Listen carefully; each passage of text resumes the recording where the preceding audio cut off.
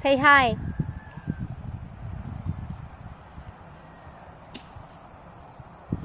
Okay guys, ito po yung ating kalupaan. Ang kalupaan natin ay nalimutan ko na kung ilan ang sukat. Yan, basta lahat ng bakod. Ayun, may ilan na rin tayong tanim. Yun, tapos doon yung ating gate. Tapos ito, meron na tayong may nakatanim na dito na niyog. Yan. Pagkabili pa lang, meron na talaga yan siya dyan. Tapos, yung mga tinanim na rin tayo dito na puno. Ito ay ano nga ito? Sana siya yan?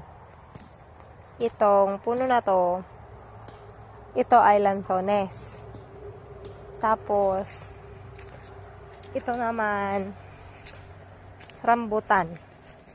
Yan, rambutan yung tinanim namin dyan. Tapos, ito, rambutan din. Ilan yung rambutan? So, tatlo yung rambutan. Ito yung pangalawa. Tapos, ito yung pangatlong rambutan. Yan, medyo sunog-sunog na yung dahon niya. So, okay lang yan. Tapos, dito, meron tayong kalamansi. Yun, kalamansi. Tapos yan, ito yung mga puno-puno. Pagkabili pala, may puno na yan siya. Tapos ito kasalukuyan pa lang yan na ginagawa yung bahay. Yan.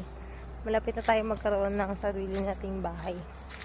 So ngayon, tour na lang muna. Kasi lupa pa lang, wala pa tayong bahay. Yan, ganyan.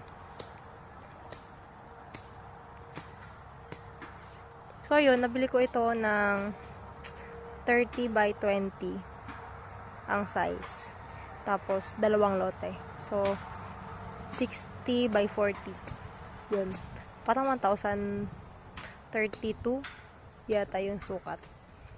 Ayan. Basta lahat ng bakod na yan. Yan yung bakod na yan. Puti. May kapitbahay na tayo dyan. Tapos, yan yung puti na yan. Hanggang dyan sa may puno na yun. Tapos, yan yung palibot. Hanggang doon. Yan sa may puno na yan. Basta yung mga gate-gate na yan. Ay, gate-gate. Yung bakod pala. So, yun.